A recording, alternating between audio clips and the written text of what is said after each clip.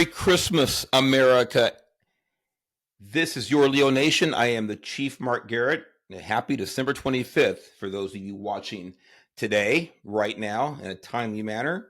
Or if you're watching a day or two or a week later, still Merry Christmas, Happy New Year. And it is the season. And boy, there's a lot of Christmas presents flying around recently. But first of all, I want to give a shout out to the LAGBAG community, also known as LAG Bag. That stands for Ladies and Gentlemen, Boys and Girls. It is a community I feel that has been oppressed and subjugated and made fun of. And I want to speak up for the LAG Bag community. I'm a part of that. And matter of fact, everybody listening is a part of LAG Bag, whether you know it or like it or not. So anyway, a little tongue-in-cheek, took that from Disneyland. They got rid of Ladies and Gentlemen, Boys and Girls. Pissed me off, so I figured why not.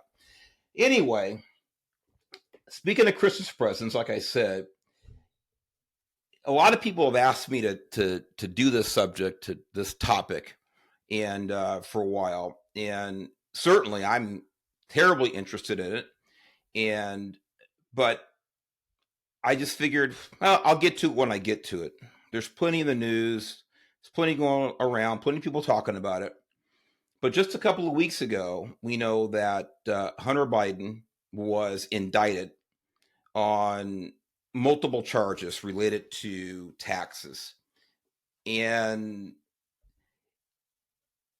going back to June of this year, we know he had an early Christmas present with that total scam indictment, a couple of low-level violations, one of which was the gun charge. Remember that?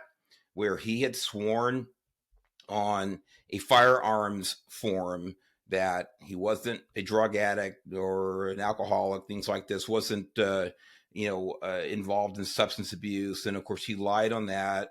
Took years even to get to that point where he was charged with that. And we all know it was a scam indictment. People are talking about, oh, no, this is heavy-handed and it's harsh and he's being treated like everybody else, and BS.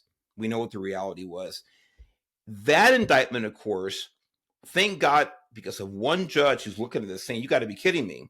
That indictment was thrown out for a number of that plea deal. I'm sorry, it wasn't an indictment, but a plea deal. The plea deal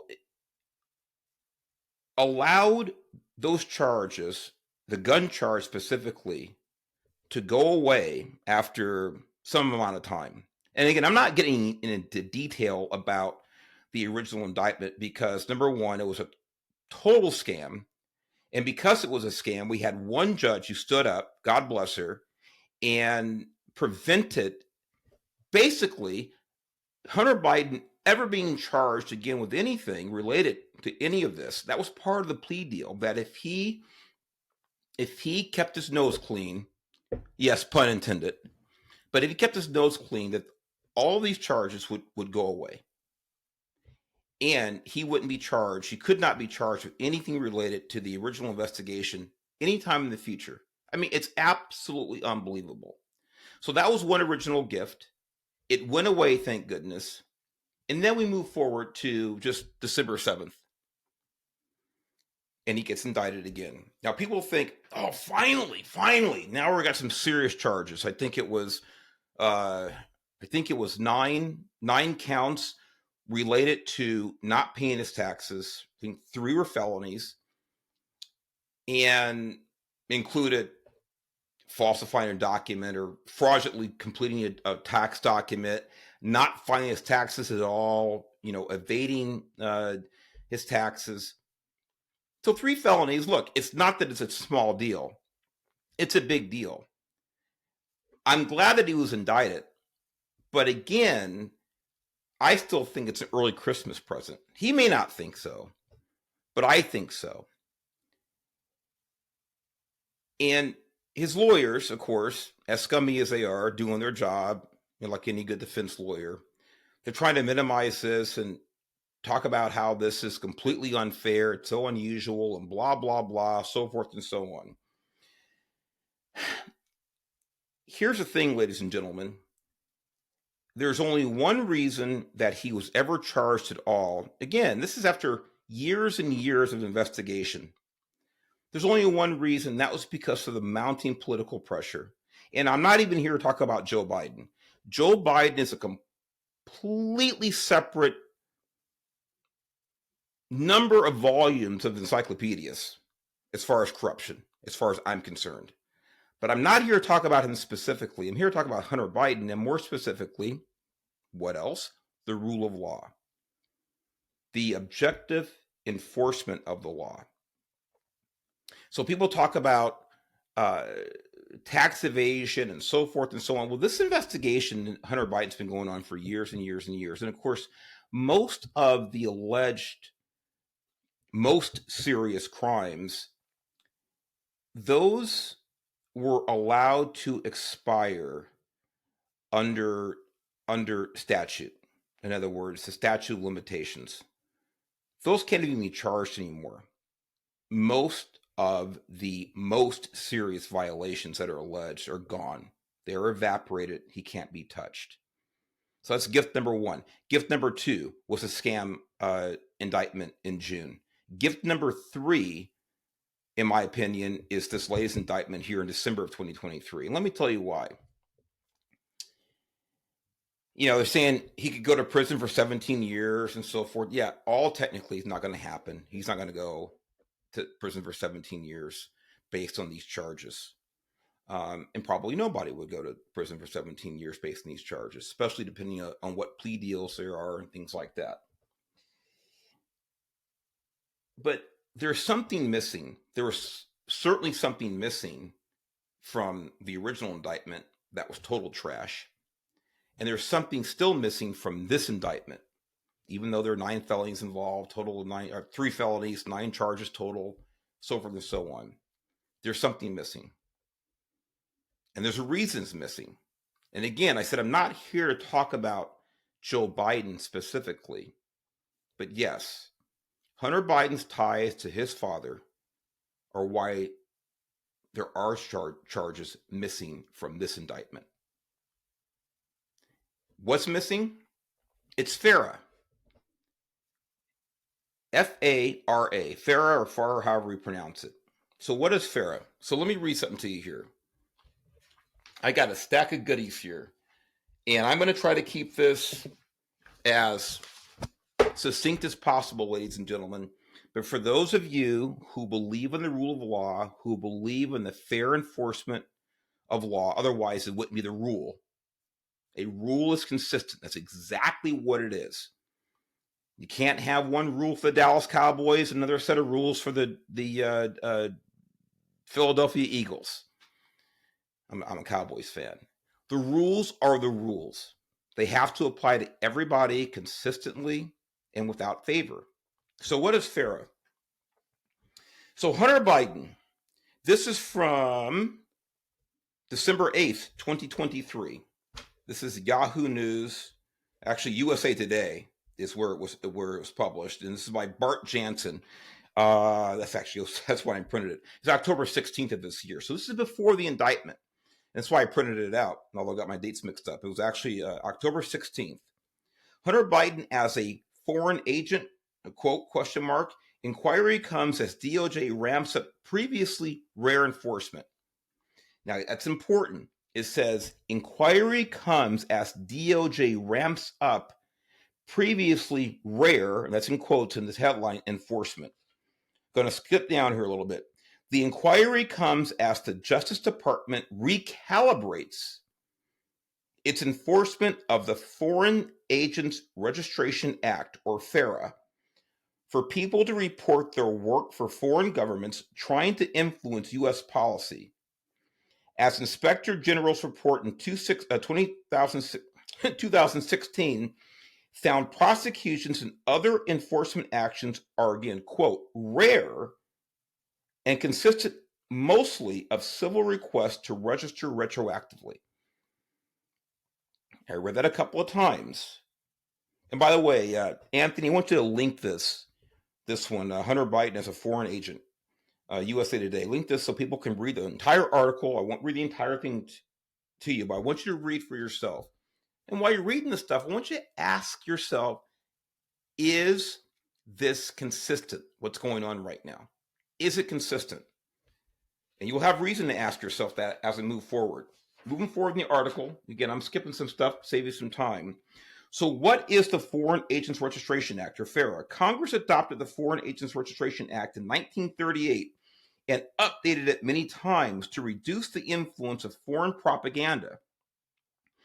Foreign agents, quote unquote, who are defined as operating under the direction or control of a foreign government that seeks to influence U.S. policy must register with the Department of Justice to disclose their efforts.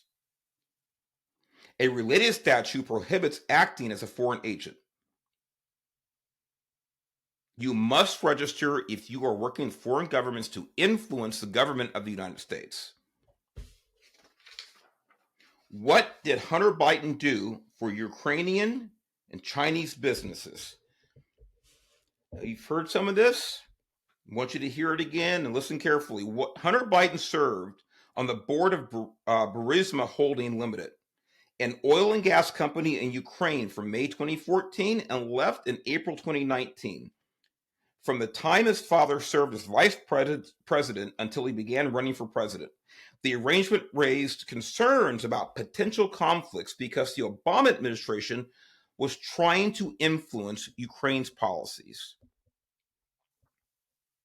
Congressional Republicans have also alleged Hunter Biden and his associates received millions of dollars from Chinese entities such as State Energy HK Limited and CEFC, Chinese Energy Company Limited.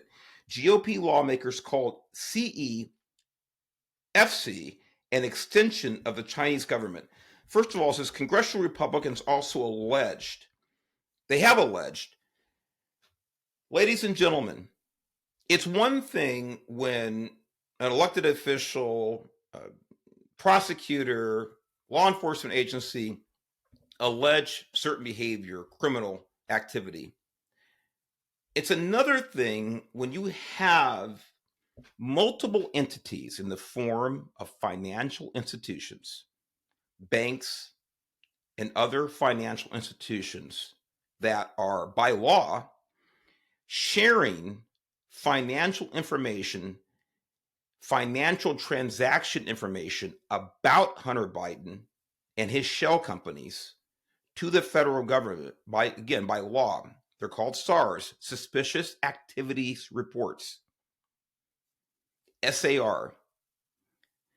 These financial institutions, ladies and gentlemen, they're required by law to audit and flag suspicious financial transactions.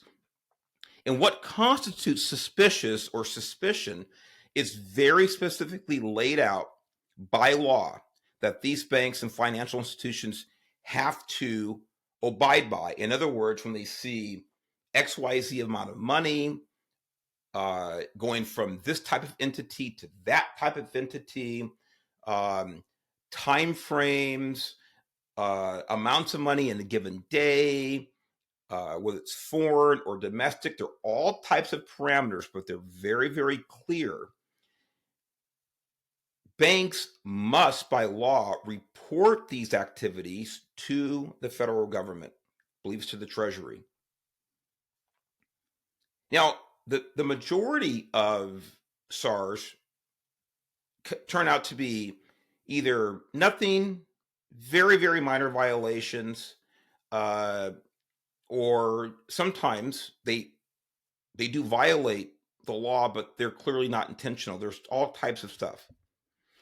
Here's what's so damning about Hunter Biden and SARs activity is that there were multiple institutions, financial institutions, multiple. So these are competitors of each other, sending information to the federal government, SARs reports, that in their mind indicated suspicious activity regarding Hunter Biden and his shell companies. That's not normal. That's not normal. Where there's this much smoke, there's fire. So yes, Congressional Republicans allege violations, but those violations, so allegations, are based on these financial institutions doing their job and providing information that doesn't look good about Hunter Biden. A document filed with Hunter Biden's rejected plea agreement said in 2017 he earned just under $1 million from a company he formed with Chinese CEO, $664,000 from a Chinese infrastructure company, and $500,000 in director's fees from Burisma. I know it's been asked before, but I can't help but ask again and over and over and over and over. What in the hell was the Ukrainian government, Burisma, the Chinese government, all of these companies? By the way, the Chinese government runs all of the companies in China. They have their hands in everything. It's a communist country. What were these governments, what were these companies, corporations paying Hunter Biden for? In other words, what was his expertise? What set of skills? What type of background, knowledge, abilities did he possess to be making this kind of money from foreign governments, at least one of whom, certainly the Chinese government, is not friendly to the United States? I'm just asking the question, ladies and gentlemen. You should be asking the question too. What were they paying him for? By the way, all these companies, and I won't get into detail, but again, do your own research. You look at the number of corporations, LLCs, that Hunter Biden and his affiliates had set up, and ask yourself, what did any of them do? There is no balance sheet to show, yeah, we produced 500,000 widgets and we made, a 18% profit on each widget, and here's our bottom line. We provided these services to these companies and these entities and blah, blah, blah, blah. And we got paid per hour to provide these services, to provide, advice and consulting. What did any of these LLCs do? Nothing. They were just entities on paper. There was nothing else. They were simply there to move money from one spot to another in order to put up a wall, or I think more accurately, a filter between the originator, the Chinese government, the Ukrainian government, Burisma, other companies, and Hunter Biden's pockets, and Joe Biden's pockets, and Joe Biden's brother's pockets, and Joe Biden's family's pockets, and grandkids' pockets. It was a filter. That's all these different companies were. They were going from one LLC to another LLC to another LLC, and then eventually to checks to the Bidens. They've been presented. The checks are actually on paper. Checks are on paper. That makes sense. The checks are actually images you can see online. I think that's more clear. So moving on. Prosecutors under FARA,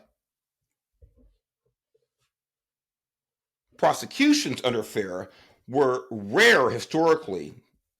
Again, rare in quotes. The Inspector General.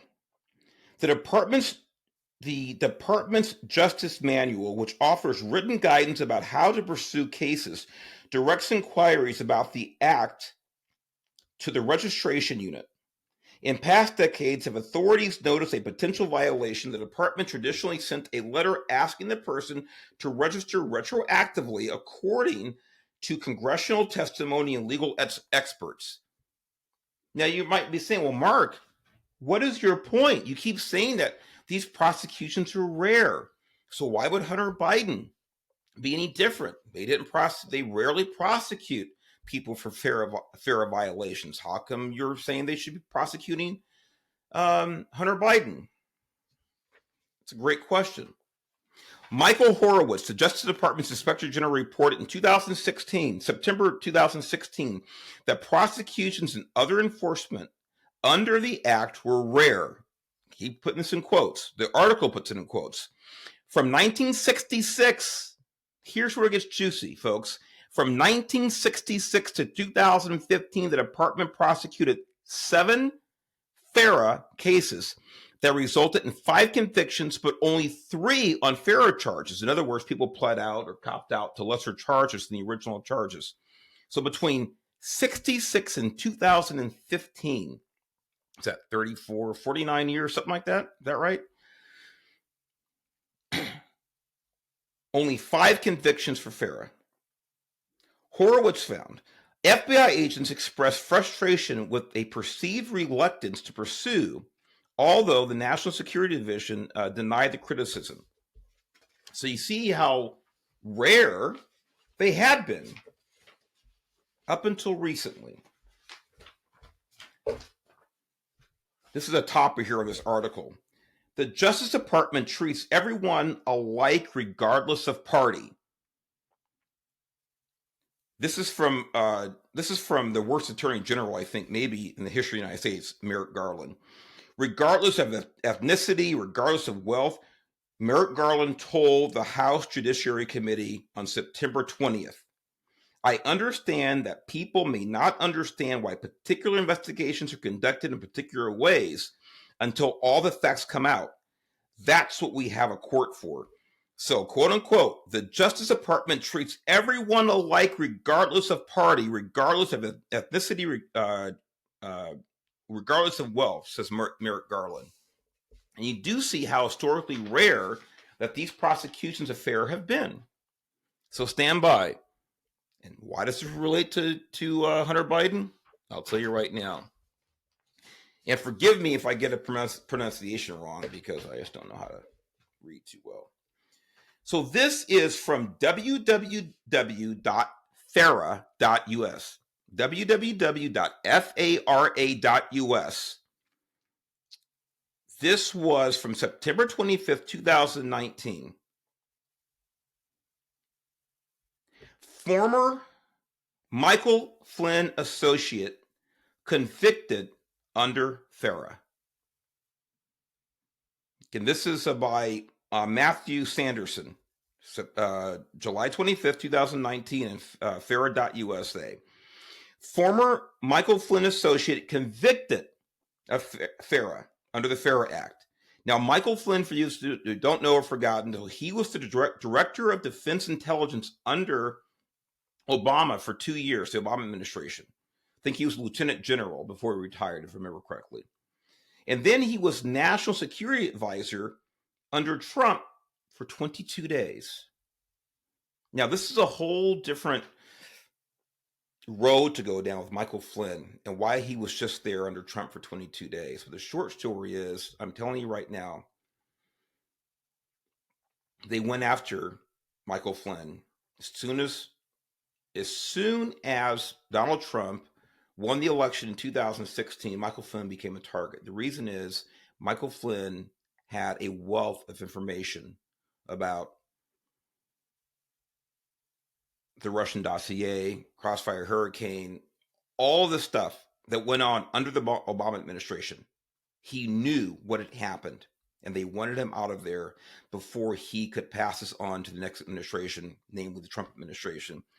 Again, that's a whole different story, ladies and gentlemen, but it ties in to why why the federal government was now going after people around Michael Flynn for FARA. United States versus Bajan, I believe it's Rafikian. So forgive me if I get the pronunciation wrong. Listen carefully. On July 23rd, 2019, a federal jury convicted Bajan. I'll just say Bajan. He said known as Bajan Kian, so we will shorten it. Bajan Kian, a former business partner of Michael Flynn, of conspiring to file a materially false statement under FARA and violating a statute that is similar to FARA at 18 USC United States Code 951.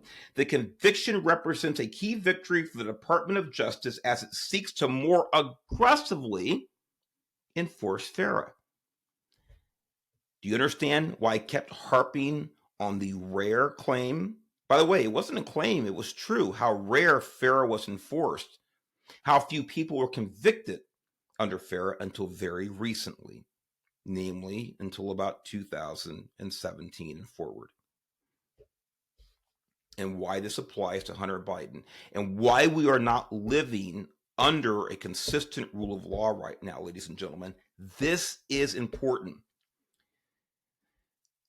Assistant Attorney General John Deemer stated following the verdict, through misrepresentation in his FARA filing, Mr. Keon attempted to deceive the public and influence key leaders on behalf of Turkey. The Department of Justice treats these crimes with the gravity that they deserve. Really? Do they really? Do they really do it objectively, like Merrick Garland said? Beyond ran a consulting firm, Flynn Intel Group, going back to Michael Flynn, President Trump's former national security advisor, which was hired in 2016 to advocate for the extradition of Turkish dissident cleric Fethullah Gulen. Prosecutors accused Beyond, I keep shortening his name for sake of pronunciation, who was also part of President Trump's transition team, of concealing Turkish government officials' involvement in the lobbying campaign on behalf of Turkish President Erdogan to expel Gulen from the United States, so forth and so on. Prosecutors originally planned to have Michael Flynn testify, but decided against it after Flynn refused to admit he lied about the Turkish project and claimed he had not read FARA filings he submitted to DOJ. Flynn and Beyond's firm received $530,000 for its work on the effort. It remains to be seen whether the verdict will stand. U.S. District Court Judge Anthony Trenga, who described the evidence against Beyond as speculative and circumstantial, has set a hearing on September 5th. Now, again, this is going back a few years, on his attorney's motions to throw out the jury's verdict. If the verdict stands, he faces 15 years in prison. I'm speeding through this because I want to get to this. Remember, rare. And it was rare. And then the wrong type of people come along. I say wrong, the wrong side of the aisle politically. And then FARA starts to be enforced magically. Well, check this out. I'm trying to get his name right. We'll just call him Bijan's his first name. This is from The Hill, September 11th, 2023. A couple of months ago, folks. The Hill. DOJ no longer pursuing case against Michael Flynn business partner. The Justice Department is dropping its criminal case against Bijan Rafikian, a former business partner to Michael Flynn, who was accused of illegally lobbying in the U.S. on behalf of the Turkish government. Rafikian was convicted in July 2019 of conspiring to act as an agent of a foreign government and other serious charges, but months later, a federal judge overturned that conviction and ordered a new trial. That decision led to more years of litigation, including in the Fourth Circuit Court of Appeals, where a recent decision called the approval of a new trial in the case an abuse of discretion. After carefully considering the Fourth Circuit's recent decision in this case and the principles of federal prosecution, the United States believes it is not in the public interest to pursue the case against defendant Bijan Rafikian further. Justice Department prosecutors wrote in a Monday, so forth and so on. I could read more. They dropped the charges. They decided not to go after his conviction was thrown out. Why? Why now? You know why now. This was just a couple of months ago. Because I'm telling you right now, Merrick Garland, who is an absolute fraud, the Attorney General, and his ilk in the federal government and the DOJ, know they're between a rock and a hard place politically with Hunter Biden. This crappy deal was exposed and thrown out in June. And they knew something else was coming. They wanted to ramp this up. I'm going to talk about this U.S. attorney, by the way. This guy, David Weiss. But they knew something else was coming. So they decided not to pursue these other FARA charges, other high-profile ones. There are not many at all, because they couldn't pursue something so nebulous against this poor guy who hadn't done anything wrong, apparently misfiled. He filed, didn't fill the paperwork out correctly, and then overlook Hunter Biden, which by all accounts has committed numerous FARA violations. So moving forward,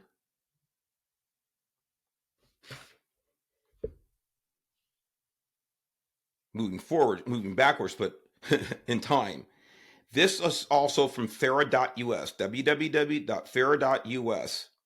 This is also by Matthew Sanderson. This is November 4th of 2022.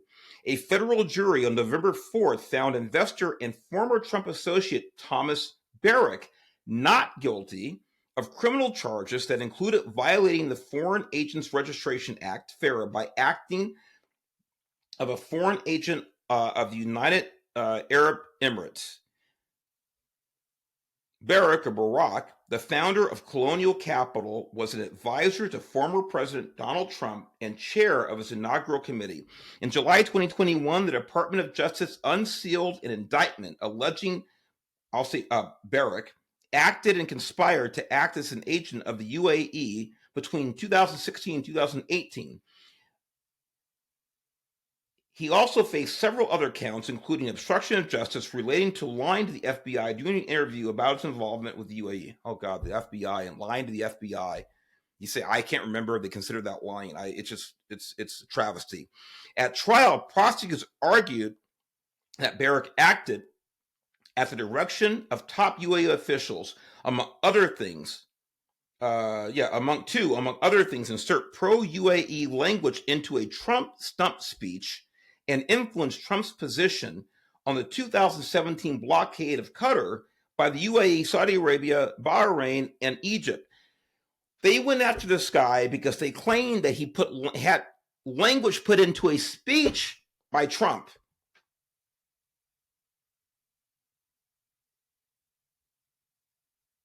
Hunter Biden is taking money from governments foreign governments, while his father is vice president. And we know he has no skills, he has no information, he has no know-how, and is getting paid millions and millions of dollars by adversarial foreign governments. And it's because he has ties to the vice president of the United States. We know it. We know for a fact that Joe Biden influenced policies specifically within Ukraine. He said it on tape that he fired the prosecutor who was investigating Burisma, who his son worked for, because Burisma was a corrupt organization. He had that prosecutor fired, and he withheld funding to Ukraine until the guy was fired. You tell me it's not influence, ladies and gentlemen. Tell me that's not influence. Tell me it's not a violation of the FARA Act that these poor souls were charged with, and some convicted because they were of the wrong political persuasion. The defense, however, maintained that there was no explicit agreement between Barack and the UAE, which is required for a FARA violation to occur. So anyway, this guy was acquitted, but first, of course, he had to be charged. Again, how many did you have? I think 7 total charges from 1966 to 2015, and you have 2 within basically a year, and both acquitted or charges dropped. But nothing going on. Nothing to look at here. Not at all. Oh, I'll talk about that guy here. So, winding this down, this is from a couple of Twitter posts from a guy named Jason Foster. And this was December 8th. These are both December 8th. They're very short, just so you know how short they are. But these are important. This is about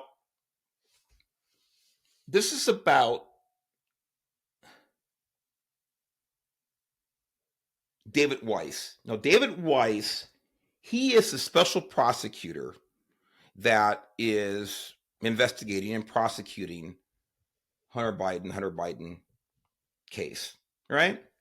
So what's the big claim about Hunter Biden, about David Weiss Well, he's a Trump appointee. He was appointed by Trump. So there you go. So blame Trump, or there can't be anything wrong with Hunter Biden beyond what we know. This indictment, that's enough. There can't be any bias here because it's a Trump appointee that's prosecuting him. So it must be on the up and up. If if you're on that side of the aisle politically, should you be okay with that? Screw that. Look, ladies and gentlemen, do you think that Donald Trump is able to completely vet every single person that he appoints as a U.S. attorney or even the Supreme Court? Speaking of Supreme Court, there are people that he appointed that I have found absolutely disappointing. Comey Barrett's one of them. I thought she'd be a rock star. She's at best been disappointing, and sometimes she's been absolutely maddening to me. Trump appointed her.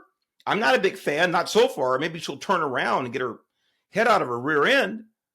But she has disappointed me with rulings over and over and over. So I don't put any weight in the fact that this guy prosecuting Hunter Biden because he's a Trump appointee. It's a so what? It's a crapshoot. I don't know why. Well, I do know why. I do know why they're dragging the feet on the FARA violations, because these are clear, concrete violations. And if Hunter Biden can't get prosecuted on FARA, nobody could or should be, ever. But I think the political influence here, because you can't. The reason is because if you do a specific investigation into the FARA violations, there has to be that element of influence. The only way to get that is to tie him right back, Hunter, right back to his dad. And that's what the pushback is right now. Make no mistake about it. That's what the pushback is right now. And I guarantee you that Merrick Garland has his slimy little hands right in this, like he does everything else political. And to think this man almost became a Supreme Court justice, thank God Republicans kept him out of that. It's bad enough what we have on that bench right now, but he would have been as bad or worse than anybody up there, as far as I'm concerned. So David Weiss, the reason, look, he slid into that. Weiss, I was going to read this to you. Let me read this about Weiss. To be clear, Weiss did not just do a 180. Remember, this is the guy behind the original plea bargain, the one that got tossed out. To be clear, Weiss did not just do a 180. He did two of them. His 360 round trip started with agreeing to bring the same indictment, the D.C. Burisma charges, 2 years ago. He reversed that initial course in the face of resistance from Biden appointees, to which he meekly submitted and which would have remained secret but for the IRS whistleblowers. And those are some brave individuals, those IRS whistleblowers, by the way. And many of them, a few of them, they admit it. I'm a Biden supporter. They voted for Biden, and they blew the whistle on Hunter Biden and his financial transgressions. Then he wasted months on CYA, that's cover your ass efforts, including the aborted sweetheart plea, the one in June. Only when that fell apart did he 180 again back to his original position in support of the IRS career investigators' recommended charges. For David Weiss, doing the right thing seems to be both his initial instinct and his last resort. It's all the stuff in the middle that's the problem. So I think that, what Jason Foster says here is right in his Twitter post, that maybe David Weiss originally thought, hey, we need to go after this guy. I'm going to go after this guy, blah, blah, blah. But political pressure has come in. I don't know what's been said, what's been done, what's been promised, whatever. I don't know. But for some reason, he has done this 180, 360. And now I call it about a 358 because he hasn't gone as far as he should have with the FARA violations. So that's my take on Hunter Biden. Not so much Joe Biden. We know about Joe Biden. I get great comments from you guys. It's a great audience. I love sharing this information with you. And I love hearing from you. I want to thank you for being there and thank you for listening. And I hope you share this stuff with your friends, your family, and understand this is not about what political affiliation one may have. That's not what it is. We all have our political affiliations. Most of us, I do, and I assume most of you do, but that's not the important thing. The important thing is that all of us are treated the same, regardless of political affiliation or ethnicity or sexual orientation, how you identify, what your religion is, where you were born. Absolutely. That's what the American founding was about. It is not to play politics with one's freedom, with one's liberties. And if you are in violation of the FARA Act, you should be prosecuted accordingly and consistently as others have been. Not like these two poor souls, one where the case was thrown out, another one where it was overturned and they chose not to go back. They couldn't go back. They cannot go back aggressively on any FARA case right now. Mark my words. You won't see any FARA cases for a while, if ever again. I mean, not for the time being. They cannot do it. They cannot do it because the questions about Hunter Biden's involvement in violating FARA Act is too obvious. They have to let this go to sleep as best they can, because if they do have to pursue it under with the prosecution, special counsel, it leads to one person, and that person is the guy who's in the Oval Office but doesn't know it right now. With that said, God bless all of you. Just love being here, having a great time. Hey, check out the Leo Project, yourleoproject.org. Give whatever you can. We really want to build up that kitty there so we can get some money out to our law enforcement men and women, their families, the people out in the front lines for us. With that said, God bless you. We'll see you next time here on Your Leo Nation. Take care.